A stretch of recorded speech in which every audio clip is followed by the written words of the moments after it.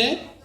और इसका स्पेशल बात यह है कि ये स्केट खत्म होने के बाद आपसे कुछ सवाल पूछे जाएंगे और उसमें से जो कोई सही सवाल देगा हाथ उठाकर उसको तभी कुछ प्राइज मिला जाएगा। ठीक है, तो सब अपने हाथों को उठाइए और फिर उसके बाद करें। आप जवाब दे सकते हैं। ठीक है, ठीक है, तो ध्यान से सुनना, जो कुछ बोल रहे हैं और जो कुछ हो रहा है उसमें ध्यान देना। सब बच्चे और सब बड़े, सबको क्वेश्चन पूछा जाएगा, कोई भी प्राइज जीत सकता है। ठीक है,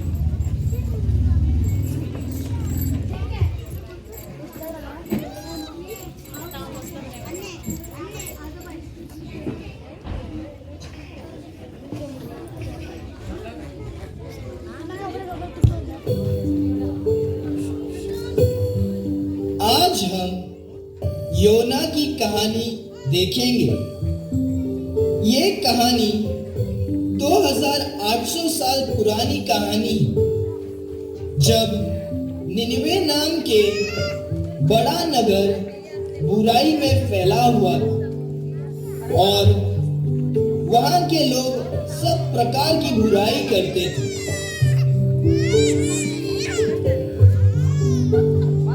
तब यहोवा परमेश्वर का वचन अमित्ते के पुत्र योना के पास पहुंचा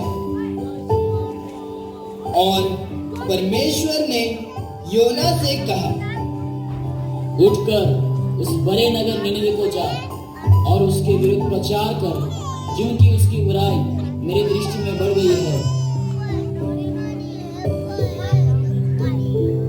पर योना ठीक परमेश्वर के वचन के विरुद्ध उल्टी दिशा में तर्शीश की ओर परमेश्वर के सम्मुख से भाग गया और भाड़ा देकर एक जहाज पर बैठ गया तर्शीश नगर के लिए। तब परमेश्वर ने समुद्र में एक प्रचंड आंधी चलाई और समुद्र में बड़ी आंधी उठी, यहाँ तक कि जहाज टूटने पर था। तब सब लोग जो जहाज में थे अपने अपने देवताओं को पुकारने लगे,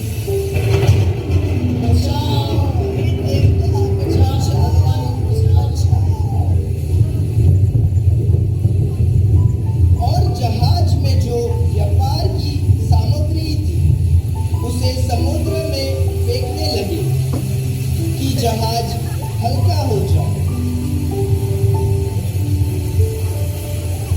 परंतु योना जहाज के निचले भाग में उतरकर सो गया था और गहरी नींद में पड़ा हुआ था। तब मांझी उसके निकट आकर कहने लगा, तुम्हारी नींद में पड़ा हुआ क्या करता है? उठ और अपने देवता को पुकार। तब उन्होंने आपस में कहा,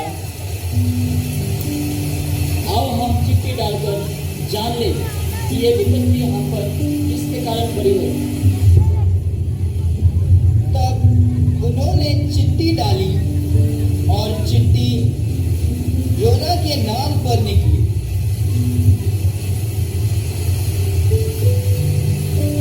तब उन्होंने योना से पूछा, हमें बता कि किसके कारण ये विपत्ति हम पर पड़ी है। तुम्हारा नाम क्या है? तुम कहाँ से आए हो? तुम किस देश और किस जाति के हो? तब योना ने उनसे कहा, मैं यहूदी हूँ। मैं स्वर्ग और पृथ्वी रचने वाले परमेश्वर की आराधना करता हूँ और उसी का भय मानता हूँ। तब वे सब डर गए। तब उन्होंने योना से पूछा, हम तेरे साथ क्या करें जिससे समुद्र शांत हो जाए? योना ने उनसे कहा, मुझे उठाकर समुद्र में फेंक दो, तब समुद्र शांत हो जाएगा। तब उन मनुष्यों ने योना को उठाकर समुद्र में फेंक दिया।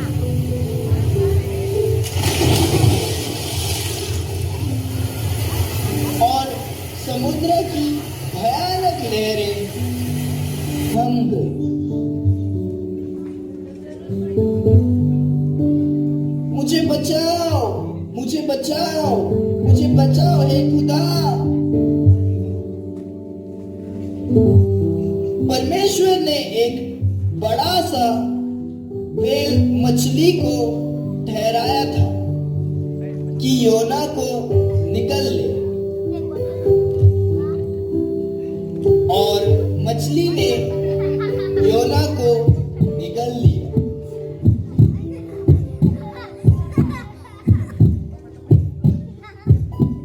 और योना उस मछली के पेट में 3 दिन और 3 रात पड़ा रहा।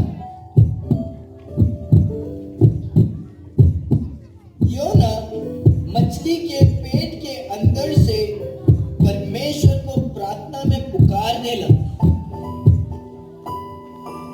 हे परमेश्वर, मुझे बचाओ, मुझ पर दया करो, रहम करो परमेश्वर। और वह जानता था उद्धार यहोवा ही से होता है। और यहोवा ने मछली को आज्ञा दी और उसने योना को स्थल पर उगल दिया।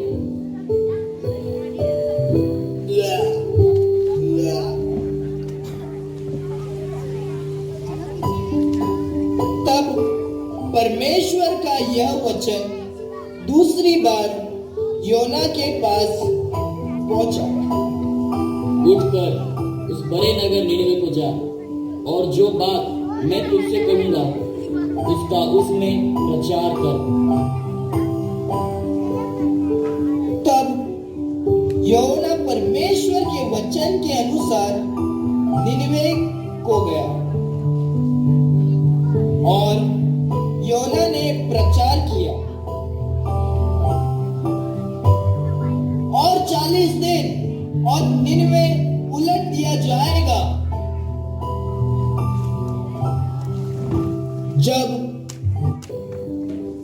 निनिवे के लोगों ने योना का प्रचार सुना, सारे लोग बड़े से लेकर छोटे तक सभी मन फिराकर परमेश्वर से प्रार्थना करने लगे।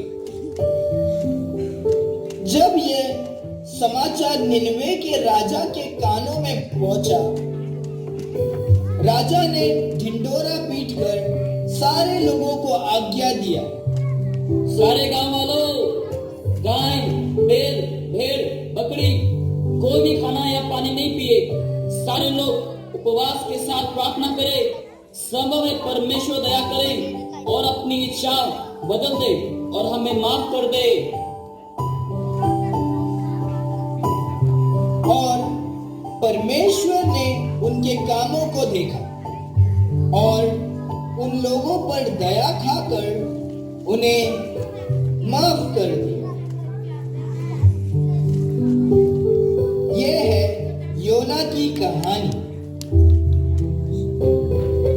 जैसे परमेश्वर ने निनिवे के शहर को बचाया, वैसे ही परमेश्वर हमें बचाना चाहते हैं।